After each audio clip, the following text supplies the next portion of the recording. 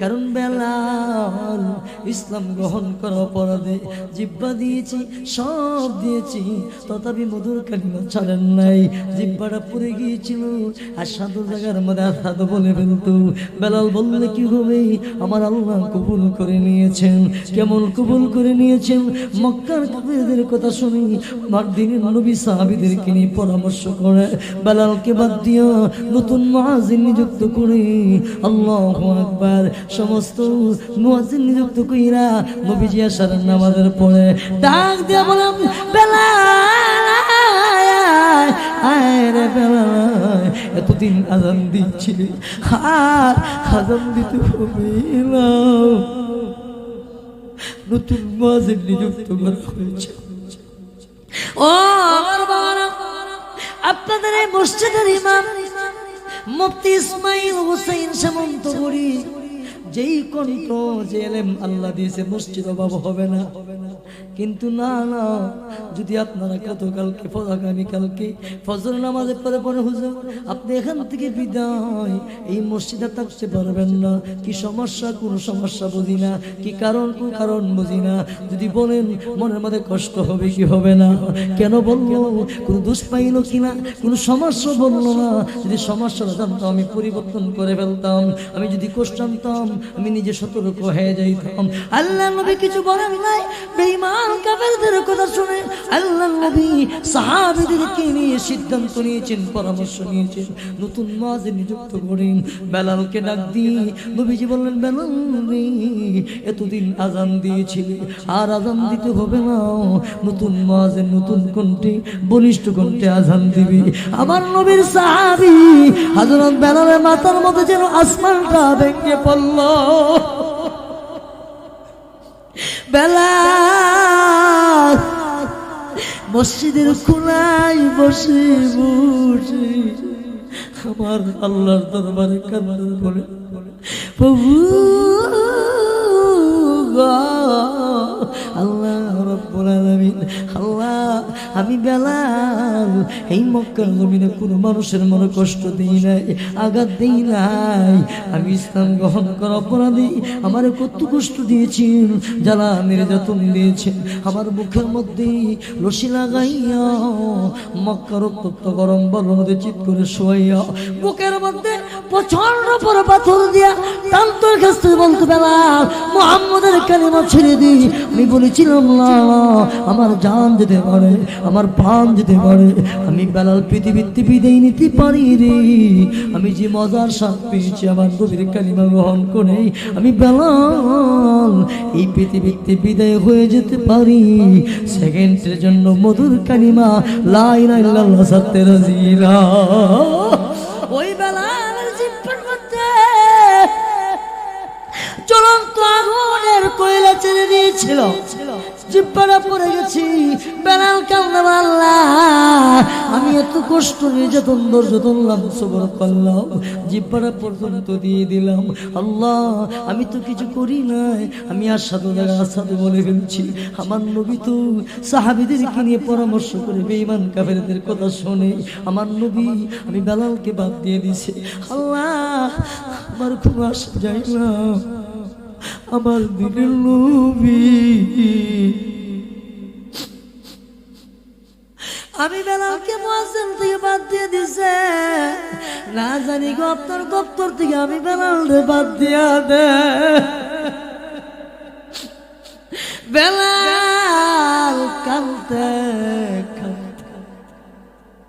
কাঁদতে কাঁদতে সারা রাত তো কাটে দিয়েছি। আমার বাবারা, যুবক ভাইরা বলুন তো দেখি, রাত তো কার কথা শুনে? আরো আসতে, রাত তো কার কথা শুনে? আল্লাহ বলেন, বেলাল রে আর কাঁদিস, আর কাঁদতে হবে না। আমি আল্লাহ যতক্ষণ পর্যন্ত আমার কালো বেলাল আযান না দিবে গো, এতক্ষণ পর্যন্ত সকাল হবে না। আমার বাবা গুণের টাইমে নতুন মুয়াজ্জিন বলিষ্ঠ কণ্ঠে উচ্চ কণ্ঠে আজান দিয়েছি, আজান দিলে কি হবে? সকাল হইতেছে না, আমার নবী অপেক্ষা করতেছেন জামাতে নামাজ পড়বেন। এমন সময় আল্লাহ বলেন, জিবরাইল ও জিবরাইল যাও আমার বন্ধুকে জানায়া দাও, আমার বন্ধুর কালো বেলা যতক্ষণ পর্যন্ত আজান না দিবি এতক্ষণ পর্যন্ত সকাল উদিত হবে না। রাগিয়া রুসমে আজাব রূহ বেলালি নারাগি ফলসফারা রাগিয়া তলকিন গদানি নারহি ফলসফারা রাগিয়া হে তলকিন গদানি নারহি। ও আমার বাবারা, আজান হচ্ছে, আজান হবে, মুয়াজ্জিন বলিষ্ঠ কণ্ঠে আজান দিচ্ছে, আজান দিবি, কিয়ামত পর্যন্ত আজান হবে। কিন্তু বেলাল যে কণ্ঠে আজান দিত রে, এই কণ্ঠ পাওয়া যায় না, কিয়ামত পর্যন্ত পাওয়া যাবে না। দার্শনিক আছে, দার্শনিক হবে, কিন্তু ইমাম গাজালির মতন দার্শনিক হবে না, দার্শনিক পাওয়া যাবে না। বেলাল কান্দি, আমার আল্লাহ মুয়াজ্জিন ফিরে কেমনে দিয়েছেন। জিবরাইল বলো, গলবেজি আজকে কি আজান হয় না? আল্লাহ নবী জিবরাইল আজান হয়েছে, আরো সুন্দর কণ্ঠে বলিষ্ঠ কণ্ঠে আজান হয়েছে। জিবরাইল বলে, নবী গো আজান হইতে পারে, আজান দিতে পারে।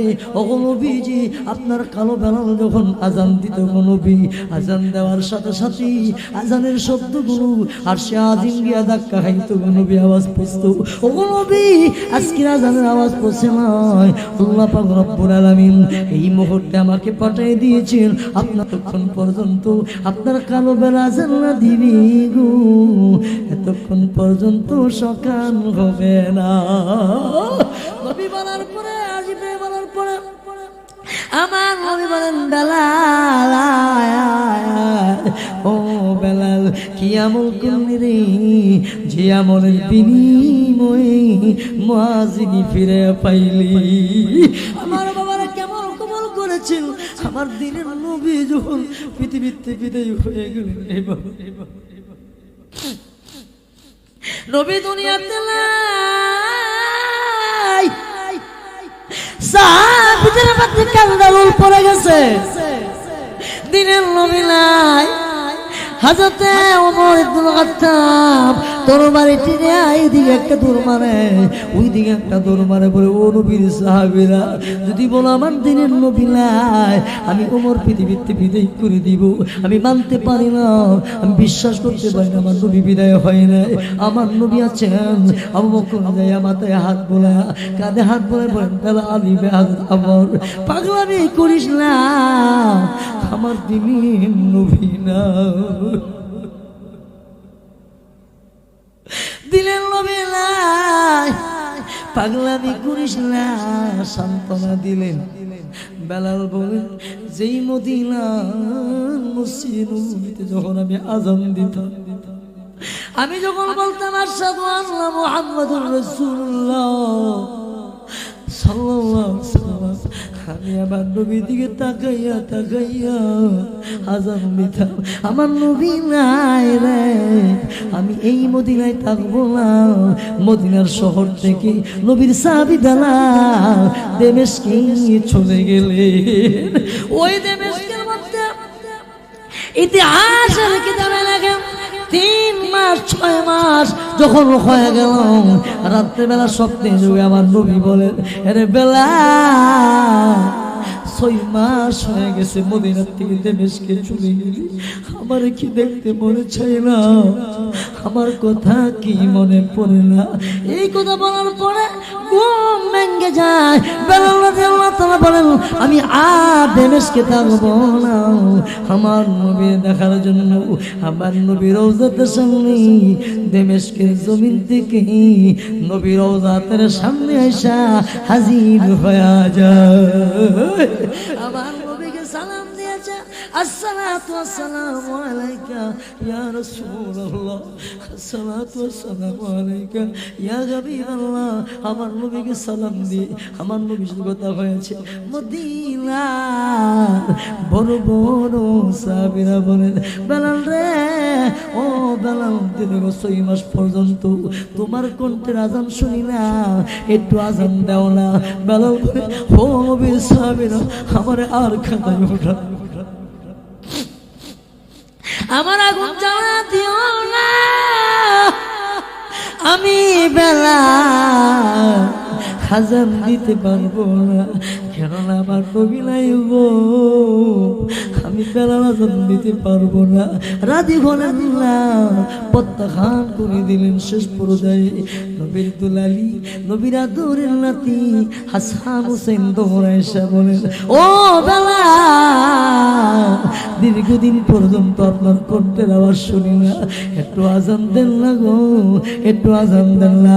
বেলাল কেমন বলেন, আমি বড় বড় সাহাবীদের কথা প্রত্যাখ্যান করে দিয়েছি, সাহাবীদের কথা রাখি নাই, কিন্তু আমার নবীর কলিজার টুকরা আদরের দুলালি হাসান হোসেনের কথা আমি কেমনে প্রত্যাখ্যান করব? বলার পরে হযরত বেলাল রাদিয়াল্লাহু তাআলা যখন আজান শুরু করে দিয়েছি, মদিনার গড়ে গড়ে ঠান্ডার রুল পড়ে গেছে। ছোট্ট ছোট্ট বাচ্চারা কাঁদে, আমাদের মনে আমাদের দিনের নবী রওজা থেকে বের হয়ে আসছে। ওই মদিনা হলিতে গুলিতে দৌড়াদৌড়ি শুরু হয়ে গেছে। আমার বাবা, আমার বন্ধুরা, কোথায় থেকে কত না গিয়েছিলাম, ফার্স্ট ক্লাস মনে রাখতে হবে। আল্লাহু আকবার। যদি আমার নবী সিজদার নসিব হয়ে যায়, স্বপ্নে যুগে যদি আমার নবীকে দেখতে পারেন, জাহান্নামের আগুন হারাম হয়ে যাবে। আবু জেহেল নবীরে দেখতে মানে নাই, উতবা সাইবা মানে নাই, বেলাল মাইন্না টক জানা দিচ্ছে, আরো আসতে কোন এমন জুতা দিচ্ছে গো। আমার নবী যখন মেরাজে গিয়েছেন, মেরাজে যে আমার নবী বেলাল হাফসির পায়ের জুতার আওয়াজ আমার নবী পেতেছিলেন। ওই বেলাল বলতেছিলাম, আমার বাবারা, বন্ধুরা, ও আমার পর্দানিসীন মায়েরা, মা গো মা, আমি মুকদ্দমা শেষ করতে পারতেছি না, এরপরে শানে নুজুল, এরপরে তরজমা, এরপরে আনুষঙ্গিক আলোচনা। ও আমার মায়েরা, ও আমার বাবারা, আজকে প্রথম আমল দিলাম, ইনশাআল্লাহ যত জীবন বাঁচবো প্রত্যেক বৃহস্পতিবারে ঘুমাইবার পূর্বে, দিবাগত রাতে ঘুমাইবার পূর্বে সূরাতুল কাউসার, ইন্নাতিনা সূরা 1000 বার, আমার নবীর পুরো দুরূদ শরীফ 1000 বার। এই আমলটা করতে পারবো কি পারবো না? কারা কারা কষ্ট হোক, কষ্ট কষ্ট হোক, আল্লাহ আপনি কবুল করেন। আমি যেন আমল করতে পারি, আপনারা আমল করতে পারেন। আল্লাহ আমাদের সকলকে তৌফিক দান করুন, বলেন আমিন। এই গেল সূরাতুল কাউসার প্রসঙ্গে।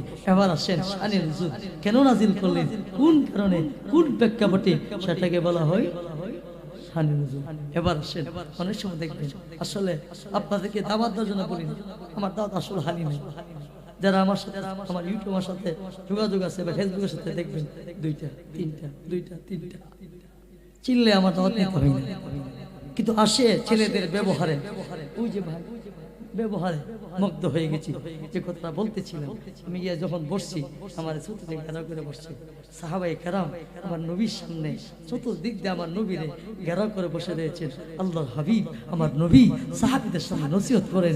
সাহাবায়ে কেরাম কলিজার টুকরা নবীর জবান থেকে কথাগুলো শুনতেছিলেন। এমন কেমন হয় না? কথা হয় না? আমাদের ফিরসা বোধহয় হুজুর কি বলে, একটু পানি পড়া, হুজুর কথাগুলো শুনি। হঠাৎ করে হুজুর ঘুমের ভিতরে কোনো ধুন্দ থাকে, কোনো আওয়াজ করি না, এই চোখ থাক, সাবধান, হুজুর কি যেন দেখে আসে, একটু ঘুমাইতেছেন, সারা রাত ওয়াজ করছে তো। এমন হয়নি, এমন হয়নি, হয়নি ভাইসা, হয়নি ভাইসা। সাহাবীরা বলেন, আমরা নবীর সামনে বসেছিলাম, আল্লাহর নবী, মায়ার নবী দয়াল নবী আমাদের কি নসিহত করতেছিলেন, বয়ান করতেছিলেন। এই বয়ানের ভিতর দিয়া আল্লাহর নবী হঠাৎ করে তন্দাই চলে গেলেন, ঘুমে চলে গেলেন। এমন হয়নি? আরো জোরে কোন আমরা মুফতি সাহেব ইসমাইল হোসেন শাহ জুমার বয়ান করতেছে, রাত্রেবেলা ঘুমাইতে পারছেন না। শুক্রবারে অনুষ্ঠান, বৃহস্পতিবারে ঘুম নাই, বুধবারে ঘুম নাই। জুমার মসজিদে কেন খতিব সাহেব বয়ান করাম নেই? এরকম মিটিং করতে গেছে, মিটিং এর ভিতর দিয়া, দরবারের ভিতর দিয়া সর্দার ঘুমায় যা। আগের দিনও মিটিং করছে, আগের দিনও মিটিং করছে, প্রতিদিন মিটিং 2টা 2:30 পর্যন্ত হয়নি। আমার দিনের নবী সাহাবীদের সামনে তন্দাই চলে গেলেন, ঘুমে চলে গেলেন। সাহাবীরা বলেন আমরা চুপচাপ করে নবীর সামনে বসে রইলাম, কোনো আওয়াজ করি নাই। যদি আওয়াজ করে গো নবীর ঘুম ভেঙে যাবে, নবীর সাথে বেয়াদবি হবে, নবীর মনে কষ্ট হবে। সাহাবীরা বলেন মনে মনে প্রতিজ্ঞা করেছি দিনের নবী যতক্ষণ তন্দায় থাকবে, ঘুমে থাকবেন, কোনো আওয়াজ করব না, চুপচাপ করে বসে থাকবো। সাহাবীরা বলেন আমরা বসে রয়েছি। কিছুক্ষণ পরে হঠাৎ করে আল্লাহর নবী, মায়ার নবী, দয়ার নবী রহমাতুল লিল আলামিন ঘুম থেকে উঠেছে। ঘুম থেকে জেগে সাথে সাথে নবীজি একটা মুস্কি হেসে দিয়েছে। আরো জোরে বলেন, নবীজি মুস্কি হাসি দিয়েছেন। সাহাবীরা বলেন ও নবীজি, ইয়া রাসূলুল্লাহ, হাবিবাল্লাহ, ও আল্লাহর নবী আপনি তো তন্দায় ছিলেন, আপনি যখন নির্দয়ী ছিলেন গো নবী, আমরা সাহাবীরা প্রতিজ্ঞা করেছি কোনো আওয়াজ করব না, না জানি কোন বেয়াদবি হয়ে যায়, কোনো আওয়াজ করব না, কোনো চুচারা করব না, না জানি কোন বেয়াদবি হয়ে যায়। নবী গো আপনি ঘুম থেকে ওঠার পরে মুস্কি হাসি দিয়েছেন, কারণ জানতে চাই কেন মুস্কি হাসি দিলেন, এই কারণটা একটু বলেন না। আল্লাহর হাবিব তাফসীরের মধ্যে লেখেন, আল্লামা আমিন ইসলাম রাহমাতুল্লাহ আলাইহি তাফসীর কিতাবের মধ্যে লিখেছেন নবীজি মুস্কি হাসি দেওয়ার কারণটা যখন জানতে চাইলেন, আল্লাহর নবী বলেন ও সাহাবীরা আমি যখন তন্দ্রারত অবস্থায় ছিলাম, আমার ঘুমের ভিতর দিয়া আমার আল্লাহ আমার উপর সূরাতুল কাউসার নাজিল করেছে। নাজিল করেছেন বলে সাথে সাথে নবীজি আউযু বিল্লাহ বিসমিল্লাহ পড়ে তেলাওয়াত করে শোনায়া দিলেন। আপনারা একটু পড়েন, আউযু বিল্লাহি মিনাশ শাইতানির বিসমিল্লাহির রাহমানির রাহিম ইন্না আ'তাইনাকাল কাউসার ফাসাল্লি লিরাব্বিকা ওয়ানহার ইন্না শানিআকা হুয়াল আবতার। জোরে জোরে বলেন সুবহানাল্লাহ, চিল্লায়ে বলেন আল্লাহু আকবার, আরো জোরে বলেন আল্লাহু আকবার। আমার বাবার আল্লাহর নবী, মায়ার নবী, দয়ার নবী সূরাতুল কাউসার তেলাওয়াত করে শোনাইয়া আল্লাহ নবী বলেন সাহাবীরা আমার আল্লাহ এই মুহূর্তে আমার উপর সূরাতুল কাউসার নাযিল করেছেন। নবীজি তেলাওয়াত করে শোনাইয়া এবার নবীজি বলেন ইন্না আ'তাইনাকাল কাউসার, আমার আল্লাহ বলেছেন ওগো নবীজি আমি আল্লাহ আপনাকে কাউসার দান করেছি। আমার নবীর আল্লাহ কি দিয়েছেন, কি দান করেছেন? আপনারা আমাকে মহব্বত করে মাহফিল দিয়েছেন, কথা বলেন ঠিক না বেঠিক? আমি মাহফিলে বসেছি, যা বলবো শুনতে হবে, ভালো না লাগলে আপনি চলে যাবেন, কথা কোন ঠিক না?